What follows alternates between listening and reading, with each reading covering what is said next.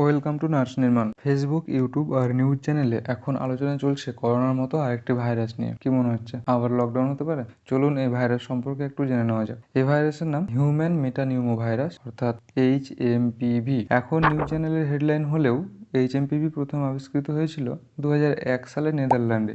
এটি আক্রমণ করে আমাদের রেসপিরেটরি সিস্টেম অর্থাৎ শ্বাসযন্ত্রকে। আক্রান্তদের সাধারণত সর্দি, কাশি এবং শ্বাসকষ্টের মতো প্রাথমিক লক্ষণ দেখা যায়। তবে এই ভাইরাস সবথেকে বেশি প্রভাব ফেলে 14 বছরের কম বয়সী শিশু এবং বৃদ্ধদের উপর। এছাড়াও যাদের রোগ প্রতিরোধ ক্ষমতা কম তাদের মধ্যেও এই ভাইরাস দ্রুত ছড়িয়ে পড়তে পারে। চীনে এখন HMPV সংক্রমণের তীব্রতা দেখা যাচ্ছে বলে রিপোর্টে উল্লেখ করা হয়েছে।